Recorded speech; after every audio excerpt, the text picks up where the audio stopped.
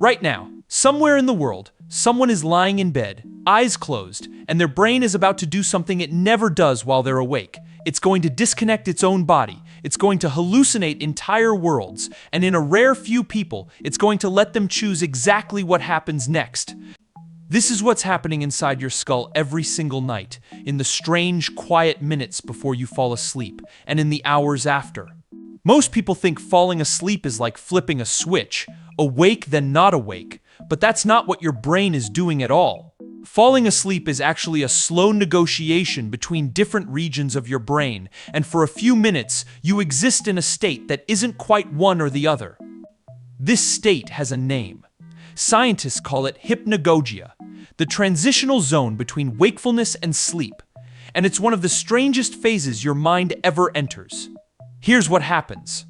As you lie still with your eyes closed, your brain's arousal systems, the networks that keep you alert and scanning your environment, begin to power down. But your sensory cortex, the part that processes sight and sound, doesn't shut off cleanly. Instead, it starts firing on its own, disconnected from any real input. This is why so many people see strange flashes of imagery right before sleep.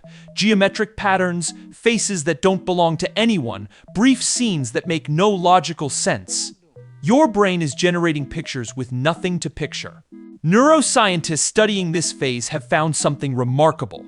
Thomas Andrillon and his colleagues discovered that during hypnagogia, some regions of the brain are already producing sleep-like brainwaves, while other regions are still fully awake. Your brain isn't switching off all at once. It's switching off in pieces. This matters because it explains one of the strangest experiences you've probably had. That sudden falling sensation, the one that jolts you awake just as you're drifting off. It's called a hypnic jerk, and it happens because your motor cortex is transitioning into sleep mode while your brainstem briefly misreads the loss of muscle tension as if you were actually falling. Your brain sends one last emergency signal. Wake up, catch yourself. And your whole body jerks in response to a fall that never happened. So even before you're technically asleep, your brain is already rehearsing the bizarre logic it will use for the rest of the night. Once you cross fully into sleep, your brain begins cycling through distinct stages, each with its own signature pattern of activity. You move through light sleep, then deeper stages where your brain waves slow into large rolling patterns called delta waves. This is when your body does its heaviest physical repair work. Muscle tissue rebuilds, growth hormone releases, your immune system recalibrates. But roughly 90 minutes in, something shifts dramatically. Your brain waves suddenly speed up, looking almost identical to when you're wide awake. Your eyes start darting rapidly beneath your closed eyelids. This is REM sleep, rapid eye movement, and it's the stage most associated with vivid dreaming. Here's what's strange. During REM sleep, your brain is arguably more active than it is during many waking moments. Areas responsible for emotion, memory, and visual imagery light up intensely.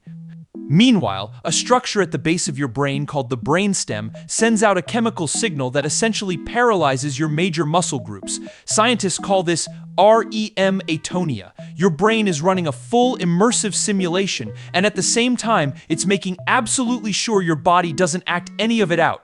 Occasionally, this system glitches. The paralysis fades slightly too early or lingers slightly too long. This produces two very different experiences. If the paralysis lifts before full wakefulness returns, some people briefly experience sleep paralysis, a terrifying state of being conscious but unable to move. If the paralysis fails to activate properly during a dream, people can act out their dreams physically, a rare condition called REM sleep behavior disorder. Both are reminders that dreaming isn't some vague symbolic mystery. It's a precise neurological event with a physical mechanism that occasionally malfunctions in very specific, very telling ways. So what is a dream really? For decades, the dominant idea was that dreams were built almost entirely from stored memories being replayed and recombined. But newer research complicates that picture. Brain imaging studies have shown that during REM sleep, the brain's visual and emotional centers are highly active, while the prefrontal cortex, the region responsible for logic, planning, and self-control, becomes significantly less active. This is the missing piece that explains why dreams feel so vivid yet make so little sense. You're generating rich, emotionally charged imagery without the usual mental filter that would normally say, "Wait, this doesn't add up." This is also why dreams so often blend real memories, recent worries, and complete fabrications into a single seamless scene, no matter how illogical the combination. Your brain isn't trying to tell a coherent story. It's simply generating experience without its usual editor in the room. Now here's where things take a genuinely fascinating turn. In most dreams, you have zero awareness that you're dreaming. You accept whatever bizarre logic the dream presents, no matter how strange, because the part of your brain responsible for critical evaluation has quieted down. But for a small percentage of people, and for anyone willing to train for it, there's an exception. It's called lucid dreaming, the experience of becoming aware that you're dreaming while the dream is still happening. Researchers studying lucid dreamers have found something remarkable using brain scans. During a lucid dream, the prefrontal cortex, that same region responsible for logic and self-awareness that normally goes quiet during REM sleep, shows a partial reactivation. It's as if a sliver of your waking mind switches back on in the middle of the dream, just enough to recognize what's happening without fully waking you up. And once you have that spark of awareness, something extraordinary becomes possible. You can begin to influence the dream itself. This is where the question so many people ask finally gets an answer. Can you actually choose what you dream about? The most reliable method researchers point to is called reality testing. Throughout your waking day, you repeatedly ask yourself a simple question. Am I dreaming right now? Then you check your surroundings for small inconsistencies, the kind of impossible detail your logical mind would normally catch in a real environment, but often misses inside a dream. Text that shifts when you look away. A light switch that doesn't work properly. A clock face with the wrong number of hands. You do this consistently, day after day, until it becomes an automatic habit. The goal isn't really to catch anything unusual while you're awake. The goal is to build a mental habit so strong that it eventually fires during a dream itself. When your brain, mid-dream, suddenly asks that same question, "Am I dreaming?" and looks around for those same small inconsistencies, that's the exact moment lucidity can switch on. There's a second technique with strong research support called MILD, which stands for mnemonic induction of lucid dreams. Right before falling asleep, you focus intently on a simple intention. The next time I'm dreaming, I will remember that I'm dreaming. Some people pair this with recalling a recent dream and mentally rehearsing the moment they would have realized it wasn't real. Sleep researcher LaBerge, who pioneered much of the modern science on lucid dreaming, found that this kind of pre-sleep intention setting measurably increases the odds of becoming lucid. Timing also plays a major role. Because REM periods lengthen as the night goes on, the highest probability window for lucidity comes in the early morning hours, particularly if you wake up briefly after 5 or 6 hours of sleep. Stay awake for a short period thinking clearly about the intention to become lucid and then fall back asleep. This technique, often called wake back to bed, takes advantage of the fact that your brain slides almost directly into an extended REM period afterward, arguably the single most effective moment to attempt a lucid dream. Once you're lucid inside a dream, the actual content becomes remarkably responsive to your intention.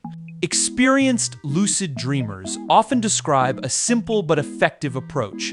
State a clear intention out loud within the dream itself. Rather than passively hoping something appears, you actively direct your focus, sometimes literally spinning your body or looking at your hands to stabilize the dream, then declaring what you want to happen next. This works because the dream environment is being constructed in real time by your own visual and emotional systems, without the normal editorial oversight of a fully active prefrontal cortex. When a sliver of that logical awareness returns, it doesn't just observe the dream, it can actually participate in generating it. None of this means dreaming becomes fully controllable, like a video game with a menu of options. Most lucid dreamers describe it more like steering a raft in moving water. You can influence direction, but the current is still doing most of the work. Sudden, strong intentions tend to succeed. Vague or hesitant ones often dissolve back into whatever imagery the dream was already generating.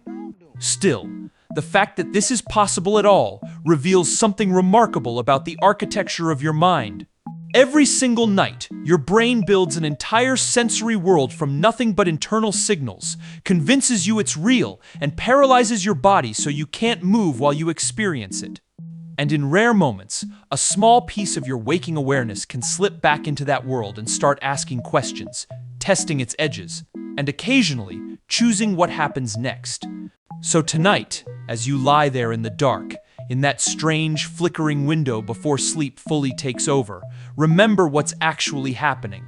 Your brain isn't shutting down. It's shifting into one of the most complex, least understood modes it has, quietly preparing to build a world for you, one you might, with enough practice, learn to walk through with your eyes open.